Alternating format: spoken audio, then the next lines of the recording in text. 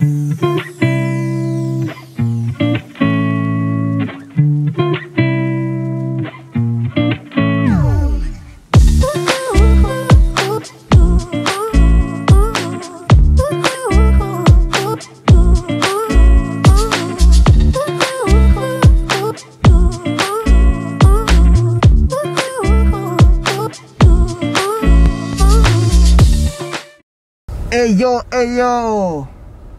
mumeze gute muraho today hari akazuba today hari akantu kitwa akazuba ndabaramukije kwanza mwese mudukurikirana kuri Light TV nimba utaragira subscribe ugire subscribe kuko ino channel niyo channel ya mbere igiye kuboneka igiye kuzaziraba amakuru ari kuri top yerekeye ubuzima bwo muri Canada eka nivyerekeye abarundi baba muri Canada. Ati rero murashaka kumbaza uti none uno munsi ndabazaniye iki? Reka maze kwa ndabibwire jewe nitwa Kibo 257 mushaka kunyita Kibo 257 mukaza kwa mamisi yose musanga kuri channel ya Light TV. Rero ntabarambiye uno munsi nabazaniye umuntu ushaka kumbaza ati uwo muntu ninde? Sishobora kumuvuga ubunyene ariko reka ndabamwihere abibwire. Ndaramukije abakunzi ba Light TV mwese aho muri kwisi yose. Amaje nkaba nitwa Madame Jo. Tuzoza turashikiriza ibiganiro na Kibo. Tubabwira amakuru yose yo muri Canada, ukuntu abarundi babaye, cyane yerekeye abarundi, ukuntu abarundi babayeho. Basha tuzobabwira byinshi byerekeye Canada, abarundi bo muri Canada. Yego boneraho no kuramutsa ama TV online yose y'Uburundi, za Wakala TV, za Isaac Classic, Magic Channel. Semavumba ijya imwe moya mbiri Simbizi wa Semavumba shana yiwe yitwa gute? Yitwa Simbizi wa Semavumba uko nyene. Simbizi wa Semavumba ama nkaramutsa Silent Vibe nkamubwira yuko dukunda ibiganiro vyiwe kandi felicitation twarumvise agakuru keza yuko mwibarutse Imana ibahezagire. Wow, Silent Vibes yarajaye. Yego kweli yaribarutse. Really? Wow, congratulations mama. Twararyohewe sana twarungutse umujournaliste mushasha muri tubaza kuzomutwereka ndazi ko mama batinya kwerekana amafoto mu marezo social mugabo muzotimba umunsi umwe mutwereke ntaco. Muca mu mufoto. Yes, bakunzi ba Light TV. Nabandi ntavuze ba Landi promoter bose. Umuvumbuzi. Umushishuro n'umuhushuro bose. Nani mushishuro? Umukubito. Umukubito. Ego, amaneri na TV. Barahushura. Nati. Urabizi. N'umugenzi cyane ujya we tuvugana tous les jours. Nizeye yuko turakeneye ibiganiro byawe nati turagukunda cyane muri Canada urazikufisa abagenzi benshi cyane. Yes. Yego koresha umwanya yambu nije ndumufano wa mbere muri Canada ko ndakoresha umwanya. Yego adukorera ibiganiro biryoshe bitwenza bitanga morale. Yego Mr koresha umwanya urabyumva. Yes rero abakunzi ba Light TV murabyumva neza yuko ino muri Canada hari benshi babakurikirana. Mushobora kubona ajya views yose muronka mumenye neza yuko ino muri Canada umusanzwe ajya views yose mwirongera abava mu bantu bibera mu bindi bihugu usanga babyifitiye ama wifi. Ati gute rero uno munsi mfise ibibazo nza kubaza Madame Jo byerekeye akarere kino muri Canada uko kameze. Ndi mushasha niyo nkishika ino muri Canada ariko ndababwije ukuri ibintu muzomenya mwebwe nade bizabi imbere bishasha urumva tuzotangarira hamwe. Rero Madame Jo ndafise ikibazo. Yego aha muri Canada nk'ubu nk'akarorero turabizi neza nk'uko nabivuze yuko aba ba YouTuber dufise bari mu Burundi abantu benshi bakurikira musanzwe n'abantu baba hanze aba diaspora. Oui, diaspora bakurikira. Rero kubera iki mubakunda mu bisanzwe ni cyatumye mwumva yuko mwoza murakurikirana amakuru yacu akabaryohera ni iki baryohera mu bisanzwe yo gukunda Burundi kubukumbura donc baba bariko baratwereka Burundi tukaryoherwa cyane tuko turabona Burundi environnement inkuru zibera mu masite urazi ko abantu benshi bari muri Canada usanga bakuriye mu masite bagakumbura ajya amahistoire mu masite nyene ukumva bararyohewe bakabikwirana nk'inkuru zibera mu Kamenge Cibitoki Kinama mu makartier yose cyane mu masite vraiment biraturyohera cyane turiko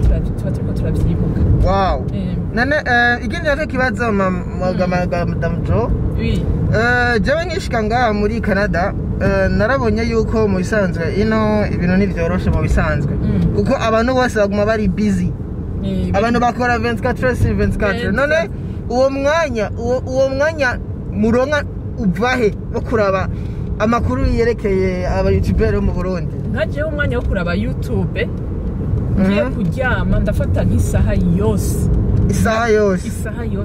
nkakubita ibiganiro byose byanjyohe uwo munsi nkabiraba nkavisita amachanel yose yo mu Burundi wow nkaraba eske no munsi bashizemo ibiki kucyonye urumva muravyicarira ndumabone wabo sinari yabonesheje hose biguma bica imbere nkabiraba nkaryoherwa vraiment kuko batanga ibintu biryoshe bitwenza bitandukanye amayimisho atandukanye vraiment ndayaraba yose yego vraiment wow iyo saha numva ndaba ku munsi urumva ndabaraba bose nanega Madame Jo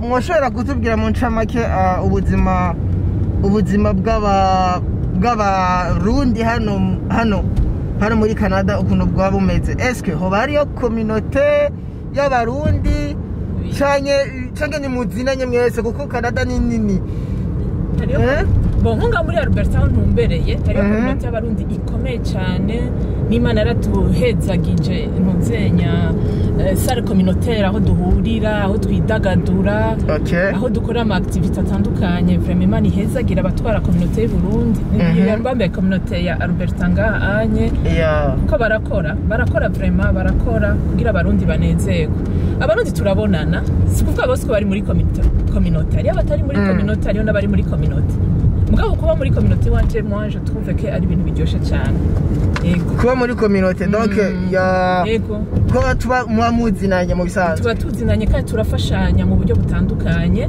kandi bidufasha no gufata culture y'u Burundi tukayintegra ngaha muri Canada abakanadi bakamenya abarundi bakamenya imico kama y'abarundi kubera iki byose bibera muri communauté akarorero warabonye bajya abana barazi gutamba ikirundi hariyo n'ibindi bintu byinshi décor à la burundaise n'ibindi byinshi dufite imigambi myinshi bikora bien bakunze ba Light TV je ndabwirije kuri je naragiye muri yo communauté narabonye ni ibintu bipanze ku murongo vraiment kuko none Madame Jo bivaye n'ibintu nabonye jewe ndibaza tuzobere ku munsi umwe abakunze ba Light TV basha tuzosaba abajejwe communauté umunsi umwe ndafise kibazo babwire yuko ntuzenya Light TV igomba kubagendera kubera yerekana ibikorwa byabo baduhaye uruhusha yes of course tuzoca tuvyerekana ndafise ikibazo none ni giki cabasunitse kugira mushobore kwigisha abana bavukiye nga kugira mushobore kubashiramwo kakano kimico